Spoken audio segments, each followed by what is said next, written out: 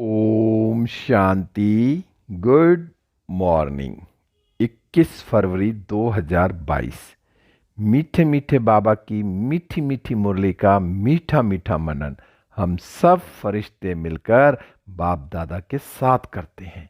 बाप दादा संदली पर बैठे हैं और हम सब फरिश्ते बाप दादा के सामने बैठे हैं। बाप दादा दृष्टि दे रहे हैं और वरदानों से भरपूर कर रहे हैं और मीठी मीठी टोली खिला रहे हैं बाबा अपने हाथों से। बाबा बोले, बच्चों आज की मुरली से क्या शिक्षाएं ली? मीठे बाबा, आज तो आपने सारी मुरली में पहला पाठ पक्का करने के लिए बोला और आपने कहा कि बच्चे जब पहला पाठ पक्का हो जाएगा ना, जब साथ ले जाऊंगा। साथ तो ले जाऊंगा, अगर आपने पहला पाठ पक्का कर लिया तो मैं बड़े प्यार से साथ ले जाऊंगा, नहीं तो फिर कैसे ले जाएंगे? फिर तो समझदार को इशारा ही काफी है। बाबा ने आज शुरू शुरू में ही कहा, मीठे बच्चे, बाप आए हैं तुम बच्चों को आप समान अशरीरी बनाने। जब तुम अशरीरी बनो तब बाप के साथ चल सको। अब संगम पर बाबा ने आते हमें पहला पहला पाठ जो पक्का कराया, पहली पहली शिक्षा दी, पहली पहली समझानी दी कि बच्चे तुम शरीर नहीं आत्मा हो। तुम अपने को आत्मा समझ मुझे याद करोगे तो तुम ऊंच पद भी पाओगे, विकार भी खत्म होंगे और इस दुनिया से बड़े आराम से मैं तुम्हें ले चलूंगा और फिर बाप समान भी बन सकूंगा। परमपिता परमात्मा कौन? शिव बाबा ज्योति बिंदु, और मैं आत्मा भी ज्योति बिंदु हूं, लेकिन मैं अपने को आत्मा भूल शरीर में पड़ गई हूं। मैं शरीरी कि मैं कौन हूं? आत्मा हूं। मैं आत्मा इन ऑर्गन्स द्वारा कार्य करता हूं, लेकिन जो मेरा मूल है वो है मैं आत्मा हूं। और मैं आत्मा भूल के शरीर को अपना समझ बैठी कि मैं शरीर हूं।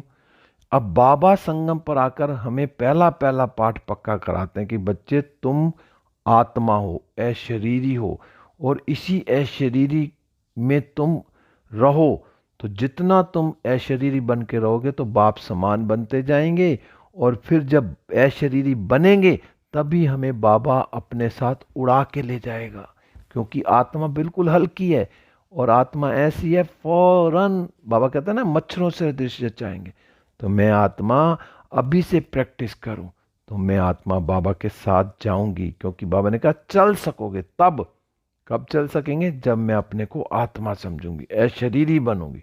तो मैं सारा दिन यही प्रैक्टिस करती हूँ कि मैं आत्मा हूँ, अशरीरी हूँ, निरंतर शिव बाबा की याद में रहती हूँ। तो यही प्रैक्टिस हमें अंत में भी काम आएगी। और जब मेरी अंत में ये प्रैक्टिस क्या होगी कि मैं आत्मा हूं, मैं फौरन बाबा के साथ उड़ चलूंगी। फिर बाबा, आज आपने प्रश्न पूछा, बाप के किस फरमान पर चलने वाले निरंतर योगी बन सकते हैं? बाबा का तो पहला पहला फरमान है कि बच्चे, मेरा तो एक ही फरमान है कि इस देह को तुम्हें भूलना है। इस देह को भूलने का मतलब कि अपने को आत्मा समझ मुझे याद करना है। तो बाबा ने कहा इसको भूलने के लिए क्या करना है कि इसको भूल अपने को आत्मा निश्चय करना है और बाप की याद में निरंतर रहेंगे। अगर जब हम ये भूल जाएंगे कि मैं शरीर हूं ही नहीं, मैं आत्मा हूं, जब मैं आत्मा हूं तो मैं उस परमात्मा की याद में निरंतर रहूंगी। बस सदैव बाबा ने कहा एक ही पाठ पक्का करो कि मैं आत्मा निराकारी दुनिया में रहने वाली हूं। मेरा असली घर क्या है? परम धाम, वहां की रहने वाली हूं। मैं यहाँ क्या करने आई हूं? बस थोड़ी देर के लिए पाठ बजाने आई हूं और फिर मुझे कहाँ जाना? वापिस जाना। तो बाबा ने कहा इससे तुम्हारा देह अहंकार भी खत्म हो जाएगा। अगर मैं सारा दिन यही कहूंगी कि मैं आत्मा निराकार की दुनिया में रहने वाली हूं, तो इससे यहाँ जो देह भान है ना, वो खत्म होता जाएगा, उसका अहंकार ही नहीं रहेगा, क्योंकि मैं आत्मा हूं। कहाँ की रहने वाली? परम धाम की रहने वाली हूं। तो बाबा ने कहा बुद्धि में किसी भी देहधारी की याद ना आए तो निरंतर योगी बन सकते हो।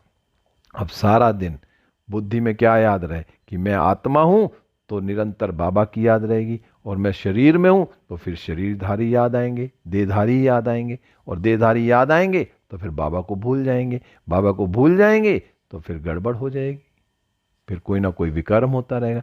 इसलिए अपने को क्या समझना है कि मैं आत्मा हूं, बस मुझे कोई देहधारी याद ना आए। मैं आत्मा इस देह में कार्य के लिए आई और फिर वापस बाबा के साथ उड़ चली और निराकार दुनिया में बैठ गई। जितना ज़्यादा से ज़्यादा उस दुनिया में बाबा के साथ बैठेंगे उतने हमारे 63 जन्मों के विक्रम भी विनाश होंगे और हम आगे फिर ऊंच पद पाएंगे। फिर बाबा ने आज गीत चलाया, तुम्हें पाके हमने जहां पा लिया। जहां तो क्या, सारा आसमान पा लिया, तीनों लोकों का ज्ञान दे दिया बाबा ने। आज बाबा ने फिर वही कहा कि आत्मा कौन है, कि मैं आत्मा शांत स्वरूप हूं। बाबा ने कहा ये सब बातें ना समझने की हैं। तो पहले पहले तो बस अपने आप को यही निश्चय करना है कि मैं आत्मा हूं। हम कौन है, हम आत्मा फर्स्ट, बाद में शरीर मिलता है। पहले मैं आत्मा, बाद में इस देह में आई। और हम आत्मा किसकी संतान है? बाबा ने कहा उस शांति के सागर, ज्ञान के सागर, परम पिता परमात्मा की संतान है। बाबा ने कहा वो तो वह कौन है, सदैव शांत है। और हम आत्मा क्या करती हैं, एक शरीर छोड़ दूसरा लेती हैं, तो पाठ बजाने के लिए आई हैं। और शिव बाबा तो विचित्र है, शिव बाबा को कोई शरीर नहीं है, विचित्र है। लेकिन शिव बाबा हम बच्चों को राजयोग सिखाने, अपने साथ ले जाने के लिए, हमें पढ़ाई पढ़ाने के लिए, तो उनको ब्रह्मा के तन में आना पड़ता है, लॉन लेना पड़ता है। शिव बाबा तो विचित्र हैं, लेकिन उनको शरीर में तो आना तो पड़ेगा, क्योंकि बाबा तो सदैव विचित्र और ब्रह्मा विष्णु शंकर सूक्ष्म चित्रवान है और मैं विचित्र हूं। बाबा कहता मैं विचित्र हूं। बाबा कहते हैं तुम आत्माएं सुनती हो, और बाबा कहते हैं मुझे याद करो, ये दुख धाम है। अब इस दुख धाम को छोड़ के कहते तो ना हम पतित हैं। बाबा ने कहा परंतु हमको ऐसा पतित किसने बनाया? बाबा ने नहीं बनाया, माया रावण ने बनाया था। लेकिन अब सतयुग में क्या थे, सुख घनेरे थे, और अब दुख कैसे हुए? क्योंकि हम माया रावण के चक्कर में पड़ गए। तो बाबा फिर से हमें सुनाने आए। बाबा ने कहा कि जो ईश्वर सर्वव्यापी कह देते हैं ना, तो ये भी रॉन्ग है। भाई सन्यासी लोग क्या कह देते हैं, शिवो हम तमेव तत्वम, ईश्वर सर्वव्यापी है, फिर तो सब फादर हो जाते हैं ना। अगर ईश्वर सर्वव्यापी है तो सारे फादर हो गए, फिर बच्चे कौन हुए? बाबा ने कहा यह तो बेकायदे हो जाए। बच्चे पुकारते भी हैं क्या, मुक्ति अथवा जीवन मुक्ति का वर्षा लेने के लिए।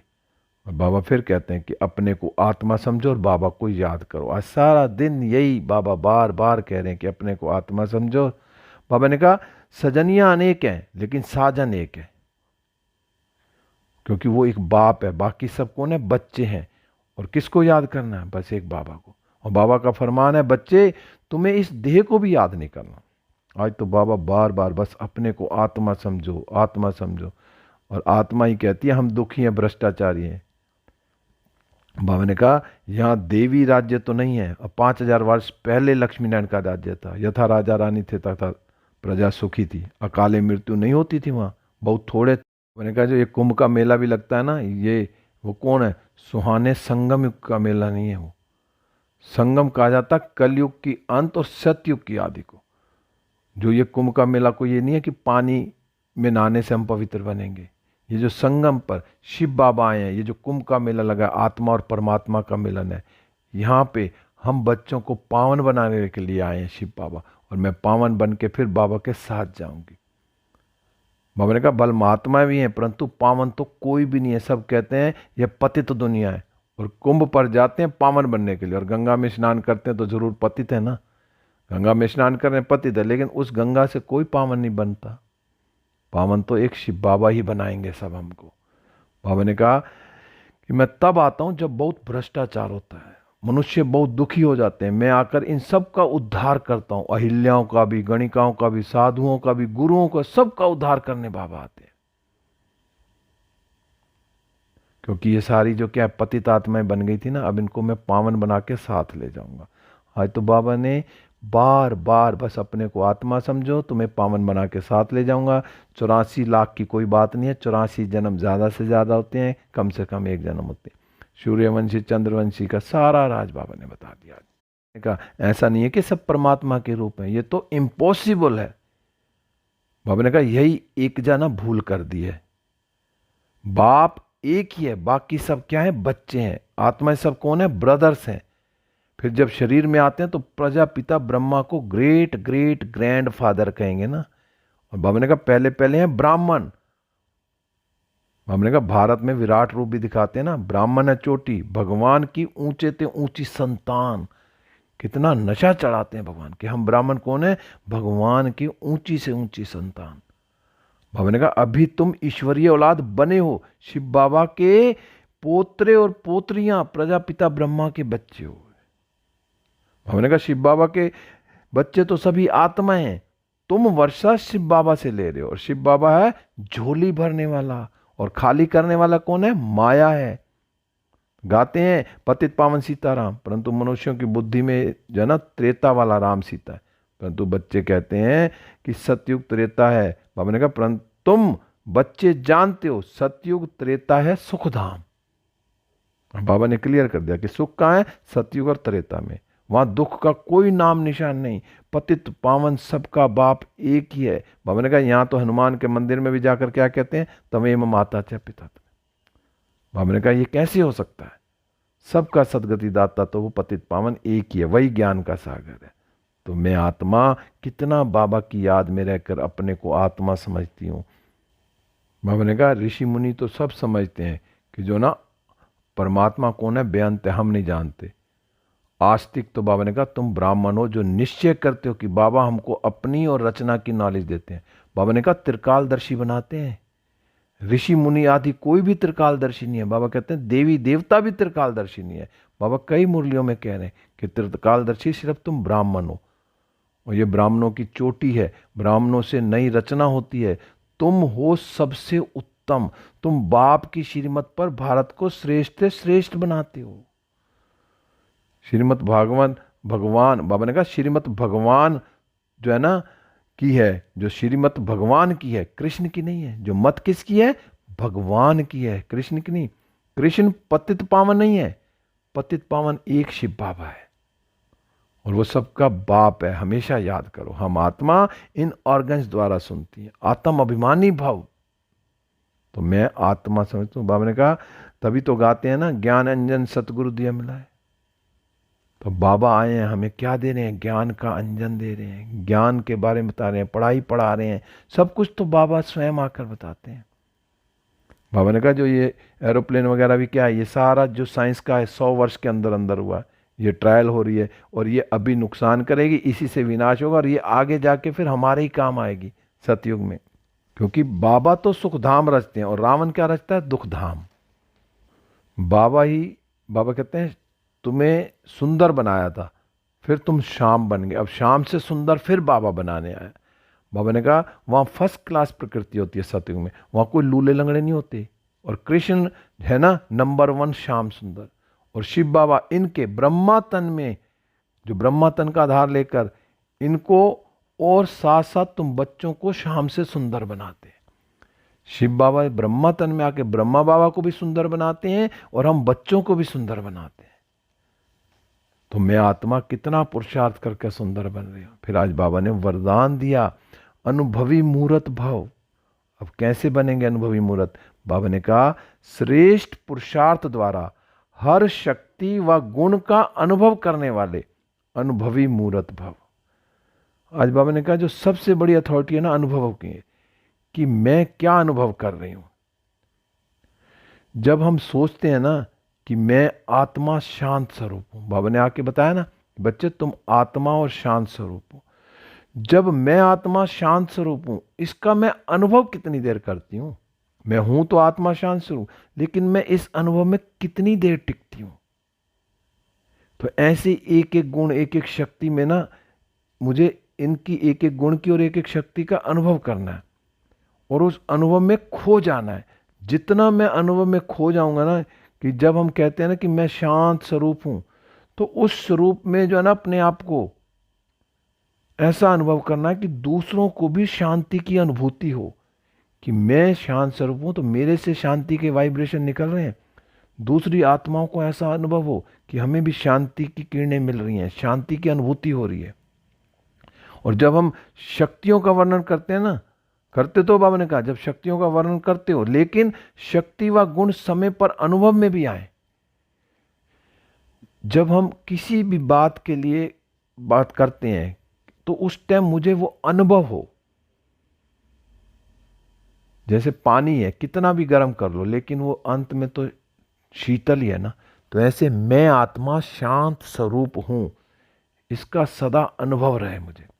जो मुझे शक्ति और गुण मिले उनका मैं अनुभव करती रहूं। बाबा ने कहा अनुभवी मूर्त बनना ही श्रेष्ठ पुरुषार्थ की निशानी है। सबसे तेज पुरुषार्थ क्या है? जब मैं अनुभव करूंगा, हर बात का अनुभव हो। तो बाबा ने बार बार यही कहा कि अपने अनुभवों को बढ़ाओ, कि मैं कौन? शांत स्वरूप आत्मा हूं। इसमें टिक जाओ और मुझे अनुभव हो कि मैं शांत स्वरूप आत्मा हूं।